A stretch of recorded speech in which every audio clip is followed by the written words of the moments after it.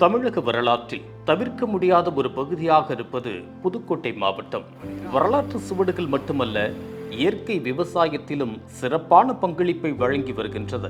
அதிலும் முக்கணிகள் என்றழைக்கப்படும் மா, பலா, வாழை மூன்றும் ஒரே இடத்தில் விளையக்கூடிய வடகாடு பகுதி செழிப்பான பசுமையான இடமாக திகழ்கிறது. அதன் காரணமாகவே இப்பகுதியை புதுக்கோட்டையின் கேரளா என்று அழைக்கின்றனர். இந்த ஊரை சேர்ந்த மனோன்மணி அம்மாள் கடந்த 30 ஆண்டுகளாக இயற்கை விவசாயமும் ஒருங்கிணைந்த பண்ணையும் அமைத்து வெற்றிகரமாக நடத்தி வருகிறார். அதோடு கல்லூரி, பள்ளி மாணவ மாணவியர் மற்றும் விவசாயிகளுக்கும் இயற்கை வேளாண்மை குறித்தும் மாடித்தோட்டம் அமைப்பது, மண்புழு உரம் தயாரிப்பது உட்பட பலவற்றை கற்றுத்தந்து வருகிறார். இவர் கண்டுபிடித்த ஊடக கலவை என்ற உரம் குறித்து அறிந்த வேளாண் துறை அதனை புத்தகமாக வெளியிட்டுள்ளது. விவசாயத்துறையில் இவர் நிகழ்த்தி வரும் சாதனையை பாராட்டி ஜே.சி. குமரப்பா விருது, உழவன் விருது என 50க்கும் மேற்பட்ட விருதுகள் வழங்கப்பட்டுள்ளது. விவசாயம் குறித்தும் தனது அனுபவங்கள் குறித்தும் அவர் நம்மோடு பகிர்ந்து கொண்டார். வணக்கம், என் பேர் சே. மனோன்மணி. புதுக்கோட்டை மாவட்டம் வடகாடு கிராமம், பலமான கிராமத்திலேருந்து பேசுகிறேன். நான் 30 வருட காலமாக இயற்கை விவசாயம் பண்ணுறேன். இயற்கை விவசாயத்துக்கு நான் ஆர்வமாக கற்றுக்கிட்டேன். இந்த வேளாண்மை துறை சார்ந்து வம்பன் கேவிகே அறிவியல் நிலையம், உழவர் பயிற்சி நிலையம், தோட்டக்கலைத்துறை, அந்த மாதிரி அவங்கள விஞ்ஞானிகளோட சேர்ந்து நான் அந்த தொழில்நுட்பம்லாம் கற்றுக்கிட்டு நான் வீட்டில் ஒருங்கிணைந்த பண்ணையமாக மண்புழு உரம் தயாரிக்கிறது, பசுமாட்டிலேருந்து கோமேகத்தில் 5 இலை கரைசல், பஞ்சகாவியம் அந்த மாதிரியெல்லாம் செஞ்சு நானே ஊடக கலவை மாதிரி போட்டு மாடித்தோட்டம் அமைக்கிறது. அந்த மாதிரி ஊடக கலவை மண்புழு உரம், கொக்கோபிட்டு, கடலை புண்ணாக்கு, இந்த மாதிரி வேப்ப முன்னாக்கு, மண், மணல் எல்லாம் கலந்து க்ரோ பேக்கில் வச்சு ஒரு தக்காளி செடியோ, மிளகாய் செடி, இந்த மாதிரி வெங்காயம், புதினா, மல்லித்தலை இந்த மாதிரியெல்லாம் போட்டு ஸ்கூல் பிள்ளைங்க, காலேஜ் பொண்ணுங்க, நம்ம மேல்நிலை பள்ளி அந்த மாதிரி குழந்தைகளுக்கு எல்லாம் நான் சொல்லி கொடுப்பேன். இந்த மாடித்தோட்டம் இடம் இல்லாதவங்களுக்கு, நமக்கு இடம் இருக்குது, இருந்தாலும் அவங்களுக்கு இந்த இயற்கையாக நம்ம செஞ்சு சாப்பிடணுன்ட்டு அவங்களுக்கு நான் சொல்லி கொடுப்பேன். இந்த மாதிரி ஒருங்கிணைந்த பண்ணையாக வச்சுருக்கேன். ஆடு, மாடு, கோழி, அந்த கழிவுகள், வேளாண்மை கழிவுகள் இதெல்லாம் மண்புழு உரம் தயார் பண்ணி அதை நானும் உபயோகப்படுத்துவேன். மற்ற விவசாயிகளுக்கும் நான் சொல்லிக் கொடுப்பேன். காலேஜிலேருந்து வருவாங்க, இறுதி ஆண்டு படிக்கிறவங்க, அவங்களுக்கும் நான் சொல்லிக் கொடுக்குறேன். மற்ற விவசாயிகள், அன்புலியாறு உழவர் உற்பத்தி நிறுவனம் உண்டு, அதில் 2000 பேர் இருக்கிறாங்க, அவங்களுக்கும் நான் சொல்லிக் கொடுப்பேன். நம்ம அந்த விதையை நான் ஒரு கருவறைக்குள்ள மாதிரி வச்சுக்கிருவேன். ஏன்னா விதை தான் நமக்கு முக்கியம். விதை முளைக்கலைன்னா நம்ம எதுவும் செய்ய முடியாது. 30 ஆண்டு கால பாரம்பரிய விதையெல்லாம் நான் வச்சுருக்கிறேன். தக்காளி, கத்தரி, வெங்காயம், நாட்டு ரகம் பாவக்காய், புடலை, பரங்கிக்காய், சுரக்காய், இந்த மாதிரியெல்லாம் நான் ஒரு கருவறைக்குள்ள மாதிரி நான் வச்சுருப்பேன். அதை நான் எல்லாத்துக்கும் விதையும் கொடுப்பேன், சொல்லியும் கொடுப்பேன். உரம் என்கிட்ட வாங்கிடுவாங்க. மண்புழு உரம் கிலோ 10 ரூபான்னு கொடுப்பேன். அதுக்கு பயிற்சியும் நான் சொல்லி கொடுப்பேன். அது செலவில்லாத வருமானம். நம்ம கடையில் போய் வாங்கினோம்னா நம்ம போய் வேலை செஞ்சு ஒரு 100 ரூபா கூலி கொடுக்குறாங்க. அந்த காசை போய் நம்ம கொடுத்து கடையில் வாங்கிட்டு வரணும். இது நம்மளே வீட்டில் நம்ம செஞ்சு சாப்பிட்றனால அதை அதோட அந்த காய்கறியெல்லாம் பார்க்கும்போதும், பழங்கள், மா, பலா, வாழை, இங்கே முக்கணியும் சிறப்பாக விளையிற ஊர். அந்த பழத்தை எல்லாம் பார்க்கும்போது நமக்கு பசி வந்தாலும் நம்ம ஒன்று பறித்து சாப்பிடலாம். நம்மளே செஞ்சது, நஞ்சு இல்லாமல் நம்ம சாப்பிடலாம். அது மனசுக்கு சந்தோஷமாக இருக்கும். ஏன்னா இப்போ அதிகமாக 80-70லலாம் ரசாயன உரம் போட்டாங்க. இப்போ கொஞ்சம் கொஞ்சமாக எல்லாமே குறைச்சிட்டாங்க. அந்த மாதிரி ரசாயன உரம் போடுறத, மண்ணை நம்ம எப்போதும் வளமாக வச்சுக்கிறணும்.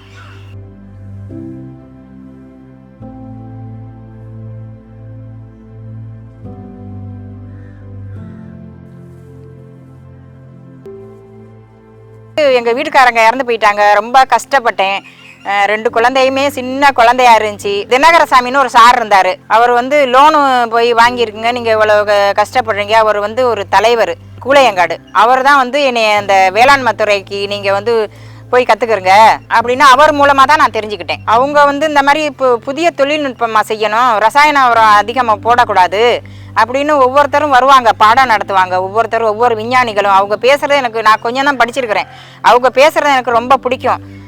அதனால் நான் வந்து ஒரு இப்போ ஸ்கூல் பிள்ளைங்களுக்கு 20 பேருக்கு சொல்லி கொடுப்பாங்க, ஒரு 5 பேர் தான் பாஸ் மார்க் வாங்குவாங்க. அந்த மாதிரி நானும் ஒரு ஆள் அதில் வந்து அவங்க சொல்கிறத கவனமாக கேட்டுக்கிட்டு வருவேன். ஏனே தானேன்னு விட்டுட்டு வராமல் கவனமாக கேட்டுக்கு வந்து நான் அதை செய்வேன். வந்து விதை உற்பத்தி பண்ணினேன். உளுந்து ஒன்று வம்பன் 6ன்னு ஒன்று ரகம் கொடுத்தாங்க. அதை பெரிய மேடையில் வச்சு கொடுத்தாங்க. அதை வந்து கவனமாக நான் வரிசையில் போட்டேன். அதை வந்து அவங்க பார்த்தாங்க. அதிக விளைச்சல் வந்து 750 கிலோ வந்துச்சு. அதிக விளைச்சல் கண்ட வந்து கோயம்புத்தூரில் வந்து எனக்கு ஒரு விருது கொடுத்தாங்க. அதில் எனக்கு ஊக்கப்படுத்துவாங்க அவங்க. ஒவ்வொரு மேடையிலையும் வந்து ஒவ்வொரு சின்ன சின்ன பரிசாக கொடுத்துக்கிட்டு இருந்தாங்க. 2006 வந்து வெற்றி பெண்மணின்னு இந்த மகளிர் சுய உதவிக்குள்ளெல்லாம் வச்சு நடத்தினேன். அவங்களுக்கெல்லாம் வளர்ச்சி அடைகிறாங்க அப்படின்னு சொல்லி எனக்கு ஒரு வெற்றி பெண்மணி விருது கொடுத்தாங்க. அதிலேருந்து ஊக்கப்படுத்துவாங்க. நான் விருது வாங்குறதுக்காக நான் செய்ய மாட்டேன். என் பாட்டுக்கு நான் என் மனசை போல் செஞ்சுக்கிட்டே இருப்பேன். எல்லாருக்கும் காய்கறிகளை கொடுப்பேன், விதைகளை கொடுப்பேன், உரம் அந்த மாதிரி செய்யுங்கன்னு எல்லாருக்கும் ஒரு சேவையாக பண்ணுவேன்.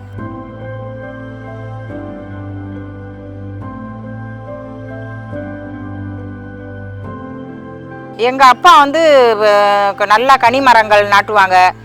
இந்த நேரமும் விவசாயம் தான் பண்ணி எங்களை காப்பாற்றினாங்க. விவசாயம் வந்து கஷ்டம்தான், இருந்தாலும் அதை வந்து கவனமாக செய்வாங்க எங்கள் அப்பா. அது வந்து எனக்கு கருவறையிலேருந்து வந்தது தான் அந்த விவசாயம் எனக்கு.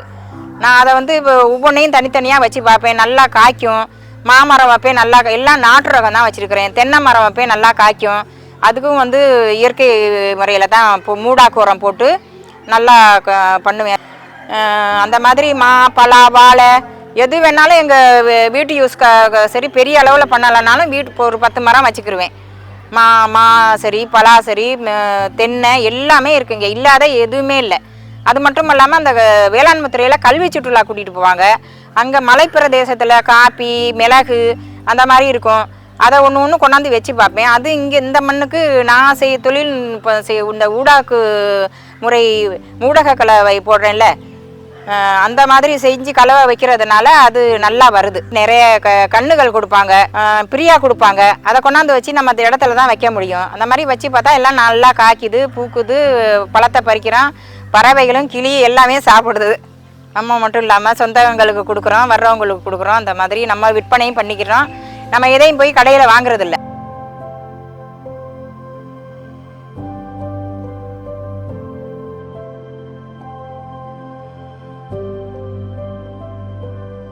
இந்த தோட்டம் உருவாக்குறதுக்கு நான் ஒரு 2 மரம் 3 மரம் 5 மரம் வச்சுருந்தேன்.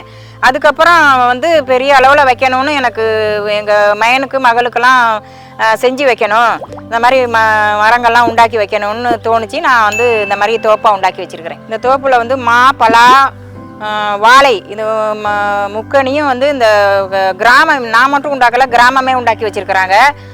அது வந்து சிறப்பாக வந்து முக்கணியும் விளையிற ஊர். நம்ம வளமான கிராமம் வடகாடு கிராமம். எங்கே போனாலும் சொல்லுவாங்க கேரளா மாதிரி இருக்குது வடகாடு அப்படின்னு சொல்லுவாங்க. அந்த மாதிரி எங்கே போய் நீங்கள் பார்த்தாலும் இந்த மாதிரி தான் இருக்கும். நானும் உண்டாக்கி வச்சுருக்கிறேன். துறையில் வந்து ஒருங்கிணைந்த பண்ணையை அங்கே கற்றுக்கிட்டேன். ஆடு வளர்க்கணும், மாடு வளர்க்கணும், அது எப்படி வளர்க்கணும்னு கொஞ்சம் கொஞ்சம் சொல்லி கொடுப்பாங்க. அதை விட வந்து நம்மளோட செயல்முறையில் நமக்கு வெற்றி கிடைக்கும். ஏன்னா ஆடு மாடு வளர்க்குறது வந்து பெரிய கஷ்டம். அதுக்குள்ளே குடி இருக்கணும், அதுக்கு நேரத்துக்கு நேரம் தண்ணி வைக்கணும். அதுக்கு வந்து இயற்கை முறையில் நம்ம அந்த எடுத்தாந்து நம்ம இங்கே அதுக்கு மாட்டுக்கு போடுறோம். அது சாப்பிட்ற உணவை கொண்டு அங்கே இயற்கையாக நம்ம போடுறோம். மண்புழு தொட்டியில் போடுறோம். அந்த பிள்ளை கொண்டாந்து சுழற்சி முறையில் வந்து நம்ம செஞ்சுக்கிட்டு இருக்கிறோம். அதில் வந்து இயற்கை உரம் தயார் பண்ணுறேன், மண்புழு உரம். அதில் வந்து நமக்கு வருமானம் கிடைக்குது. நம்மகிட்ட நிறைய பேர் தொடர்பு கொண்டு கிலோ 10 ரூபான்னு வாங்குறாங்க, டன்னு கணக்கும் வாங்குறாங்க. ஒரு டன்னு 10,000 ரூபான்னு வாங்குறாங்க. முன்ன 7,000 ரூபான்னு வாங்கினாங்க, இப்போ 10,000 ரூபா. அதெல்லாம் நமக்கு வருமானம் தான். நமக்கு இருந்துக்கிட்டே நமக்கு வருமானம் கிடைக்கிது, போதுமான வருமானம். அது போதும். இருக்க வீடு, உண்ண உணவு, உடுத்த உடை, அது வந்து நமக்கு சந்தோஷமாக இருக்குது. அது போதும். காற்றோட்டமாக மரங்கள் வச்சுருக்கிறோம். வந்து பார்க்கும்போதே ஒவ்வொரு மரம் பழம் ஒவ்வொரு டேஸ்ட்டாக இருக்கும். அந்த பழத்தை பறித்து சாப்பிடும்போதே நமக்கு சந்தோஷமாக இருக்கும். இந்த மரம் நமக்கு ஒரு இவ்வளவு சுவையான கனியை கொடுத்துருக்கே அப்படின்னு. அது மட்டும் இல்லாமல் செரி பழம், காப்பி இதெல்லாம் உண்டாக்கியிருக்கேன். மிளகு தோட்டம் அந்த மாதிரியெல்லாம் வச்சுருக்கிறேன்.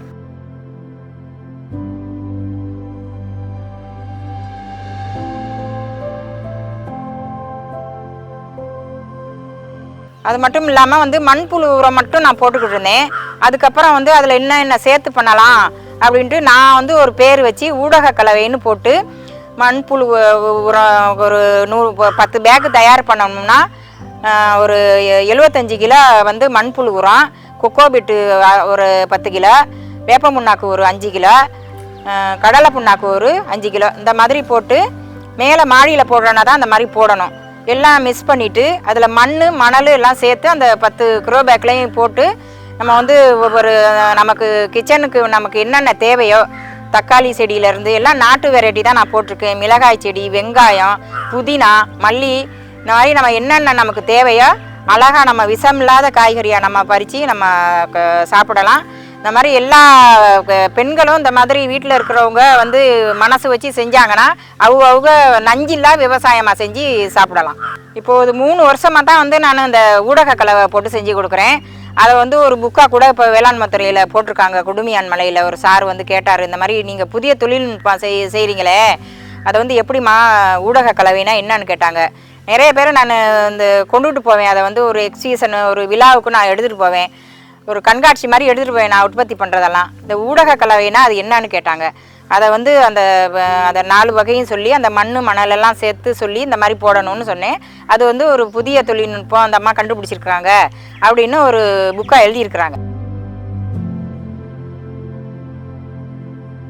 இப்படியெல்லாம் ஒரு அம்மா ஒரு பெண்மணியாக இருந்து அதுவும் உண்டியாக இருந்து இந்த மாதிரி செய்கிறீங்களே ரொம்ப பெருமையாக சொல்லிவிட்டு இங்கே வந்து எல்லாமே என்கிட்ட அந்த மண்புழு வளர்க்குறது எப்படி, செலவு இல்லாத வருமானம் எப்போயிலேருந்து பண்ணுறீங்க, அதெல்லாம் எப்படி போடுறீங்க, அந்த கழிவை எப்படி கொண்ட போடுறீங்க, மண்புழு எங்கே வாங்குறீங்க அப்படின்னெல்லாம் கேட்பாங்க.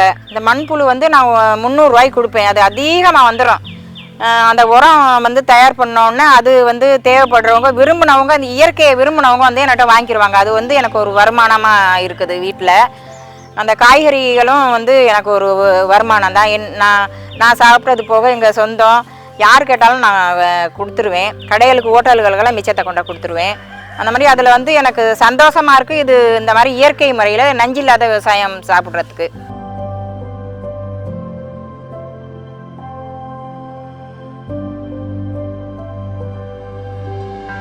அந்த வேளாண்மை துறையில் வந்து நான் பேசுவேன். மாவட்ட அளவுலேயும் மாநில அளவுலேயும் நான் பேசுவேன்.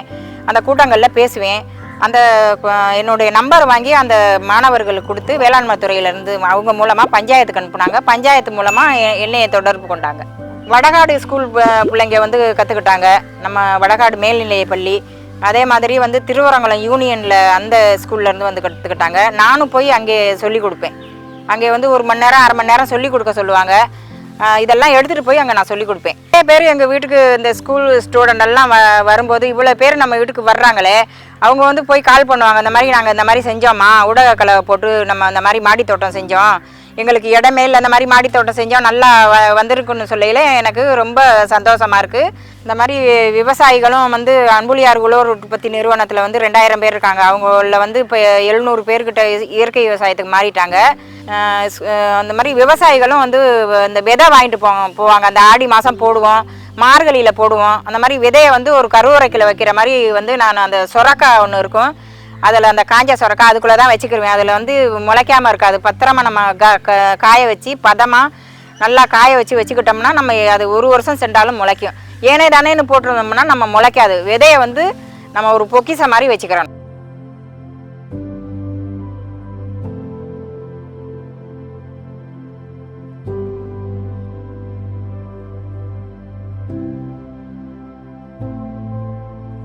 இப்போ என்னை தேடி வர்றவங்களுக்கு வந்து நம்ம வந்து ஒருங்கிணைந்த பண்ணை வச்சுக்கணும். வீட்டில் இந்த மாதிரி எல்லாம் நஞ்சில்லாத விவசாயமாக பண்ணி சாப்பிடணும். நல்லா தென்னை மரத்துக்கு வந்து ஒரு 2 தென்னை மரம் வச்சுருந்தாலும் அதுக்கு வந்து இயற்கையாக நம்ம பண்ணிக்கணும். அதே மாதிரி இப்போ நம்ம மாடி தோட்டம் வச்சுக்கணுனாலும் அன்னன்னைக்கு நம்ம சமைச்சி ஃப்ரெஷ்ஷாக போய் நம்ம அதை காய பார்க்கும்போது அந்த பூக்கும்போதும் போய் செடியை பார்க்கும்போது அதுக்கு வந்து உங்களுக்கெல்லாம் ரொம்ப மகிழ்ச்சியாக நல்லா சந்தோஷமாக இருக்கும். அன்னன்னைக்கு நீங்கள் வந்து பறித்து சாப்பிட்ற மாதிரி இருக்கும். நம்மக்கிட்ட இருந்து நம்மளே வந்து பறித்து சாப்பிட்றது ஒரு சந்தோஷம். ஒவ்வொரு பழமும் ஒவ்வொரு சுவையாக இருக்கும், ஒவ்வொரு காய்கறியும் ஒவ்வொரு சுவையாக இருக்கும், ஒவ்வொரு கீரைகளும் ஒவ்வொரு சுவையாக இருக்கும். அந்த மாதிரி அவங்க பண்ணி சாப்பிட்றது நல்லா இருக்கணும்னு சொல்லிட்டு அவங்களுக்கு நான் சொல்லிக் கொடுப்பேன். நிறைய பேர் வந்திருக்காங்க, நிறைய பேர் ஐடியில இருந்தெல்லாம் வந்திருக்கிறாங்க. நிறைய பேர் வெளியில் இருந்தாலும் வந்து அதிகாரியெல்லாம் வந்து நம்மகிட்ட கற்றுக்கிட்டு போய் அவங்க எனக்கிட்டே மண்புழு உரம் வாங்கிட்டு போவாங்க, எனக்கிட்டே பஞ்சகாவியா வாங்கிட்டு போவாங்க, எனக்கிட்டே அசோலா வாங்கிட்டு போவாங்க. நான் சொல்கிற மாதிரி அவங்க செஞ்சு வெற்றி பெற்றிருக்காங்க. அவங்களும் மாடி தோட்டம் வச்சு எனக்கு கால் பண்ணி சொல்லுவாங்க, ரொம்ப சந்தோஷமாக இருக்குது, மகிழ்ச்சியாக இருக்கமா, நீங்கள் சொல்லி கொடுத்தது நாங்கள் செஞ்சுருக்கிறோம் அப்படின்னு. அது எனக்கு எல்லாரையும் வளர்த்து விடுறது எனக்கு ரொம்ப சந்தோஷம்.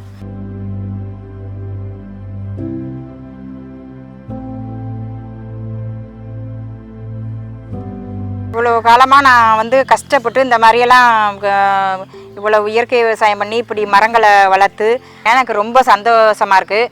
அதை விட எனக்கு வந்து நான் விருது வாங்கணும்னு நான் இதை செய்யலை. எனக்கு வந்து ஒரு 50 சர்டிஃபிகேட்டுக்கிட்ட வச்சுருக்கிறேன். அதெல்லாம் என் வீட்டு வேலையும் உதறி தள்ளிட்டு தான் நான் போய் அது எவ்வளோ ஒரு அச்சீவ் பண்ணியிருப்பேன். அவ்வளோ ஒரு கஷ்டம் எவ்வளோ வந்து அப்புறம் மற்ற வேலையெல்லாம் நான் பார்க்கணும். இந்த மாதிரி 26 விருது இப்போ போன வாரம் கூட நம்மாழ்வார் விருது எனக்கு கொடுத்தாங்க, கேசி குமரப்பா விருது கொடுத்தாங்க. அதெல்லாம் எனக்கு ரொம்ப சந்தோஷமாக இருக்குது. அந்த மாதிரி எல்லாருமே இயற்கையாக வந்து செஞ்சு சாப்பிடணும். வந்து பசுமையாக நஞ்சு இல்லாத காய்கறியெல்லாம் நம்ம வந்து நம்ம கிச்சனில் வந்து நம்ம சமைச்சு சாப்பிடணும். சலுப்பு இல்லாமல் வந்து நான் செய்வேன், மனசை வச்சு செய்யணும். வந்து இதை வந்து நம்ம இயற்கையாக செய்யணும்னா எல்லாருமே வளமாக வாழணும், நல்லா நோயற்ற வாழ்வே குறைவற்ற செல்வமாக வாழணும். இதை பார்க்குறவங்க எல்லாருமே நீங்கள் வந்து இந்த விஷம் இல்லாத காய்கறி அரிசியிலேருந்து எல்லாமே நம்மளே செஞ்சு சாப்பிடலாம். மனசு வச்சா நம்ம கஷ்டத்தை பார்க்கக்கூடாது. ஏதோ ஒரு மணி நேரம் தான் நம்ம அதை ஒதுக்கி செய்கிற மற்ற வேலைகளை பார்த்துட்டு அந்த மாதிரி வீட்டில் நம்ம வந்து எல்லாமே செஞ்சு இங்கே வந்து பார்த்திங்கன்னா எல்லா வகையான மரங்களும் இருக்குது. மா, பலா, வாழை, நெல்லிக்காய், செரிப்பழம், காப்பி, மற்ற மாநிலங்களில் விளையிற மிளகு கூட இங்கே நான் வச்சுருக்கிறேன். இயற்கையாக தான் அதையும் செய்கிறேன். அந்த மாதிரி எல்லாருமே செஞ்சு சாப்பிட்டா ரொம்ப நல்லாயிருக்கும். இந்த வீடியோ உங்களுக்கு பிடிச்சிருந்தா லைக் பண்ணுங்க, ஷேர் பண்ணுங்க, கமெண்ட் பண்ணுங்க. மறக்காம பசுமை கஃபே தமிழ் சேனலை சப்ஸ்கிரைப் பண்ணுங்க.